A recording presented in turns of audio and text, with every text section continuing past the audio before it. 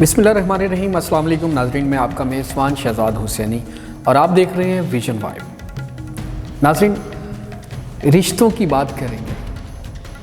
रिश्ते तो सभी अहम होते हैं, लेकिन उसमें कुछ ख़ास रिश्ते जो बहुत अहमियत रखते हैं, जैसा कि माँ और बेटे का, बाप और बेटी का।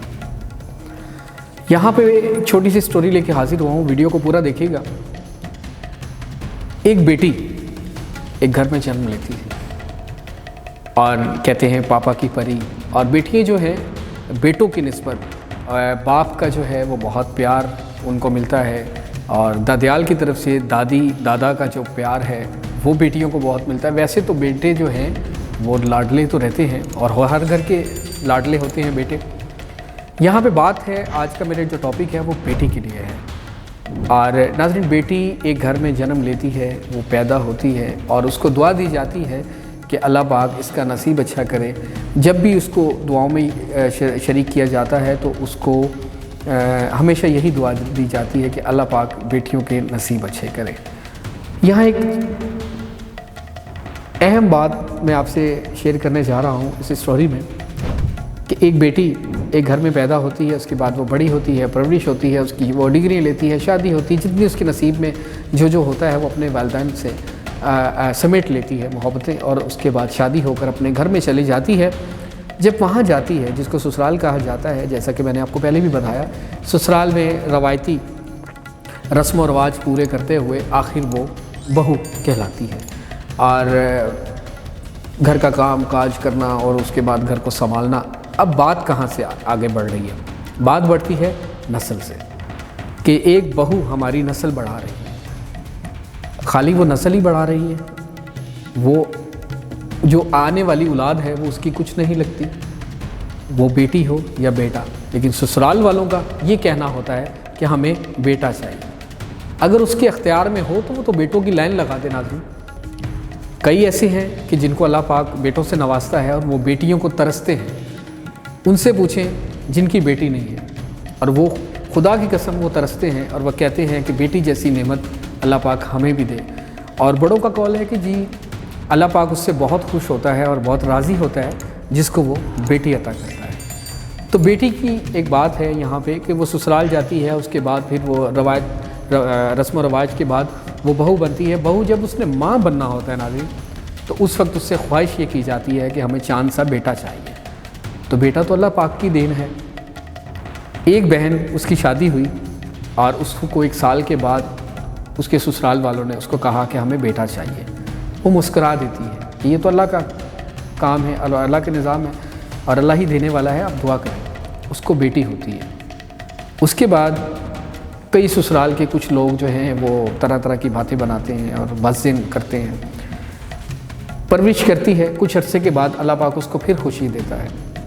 और फिर सास की तरफ से जो ये अहम किरदार है, अगर हर सास ये सोचे कि मेरी भी बेटी है और दूसरे के घर में उसने जाना है, मग़फ़ात है। जैसा अमल करोगे वैसा ही आपके साथ भी होगा, जैसा बीजोगे वैसा काटोगे।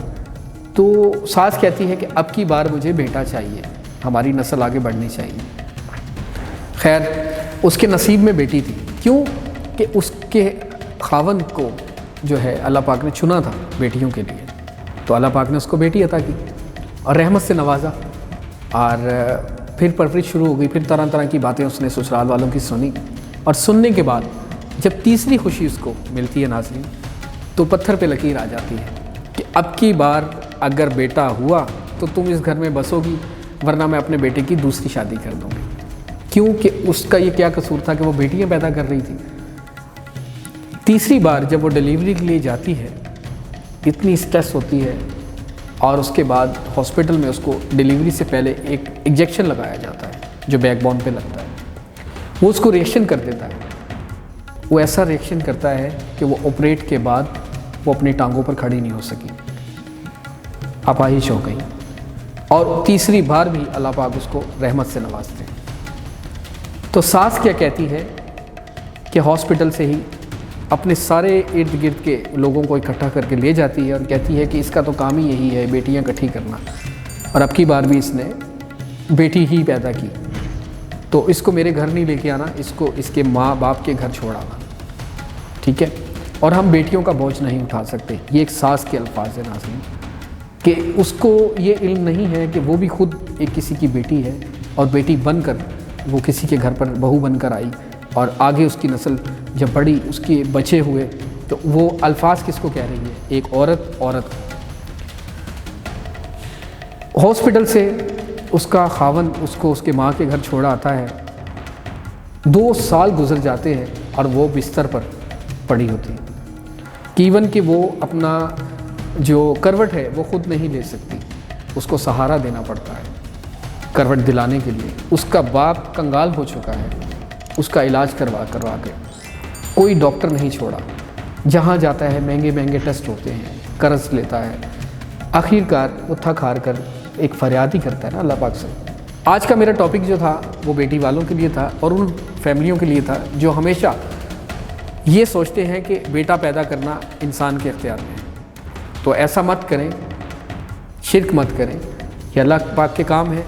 हाँ, दुआओं में बहुत असर है, आप दुआ करें अल्लाह पाक आपको भी बेटा दे। हो सकता है कि 3 बेटियों के बाद आपको चांद सा बेटा देता अल्लाह पाक, कि जो इन 3 बहनों की कफालत करता और इकलौता कहलाता, लेकिन आप लोगों ने जल्दबाजी की। वीडियो को लाइक करते रहें, अपने मेज़बान शहजाद हुसैनी को दीजिए इजाज़त। देखते रहिए विजन वाइब।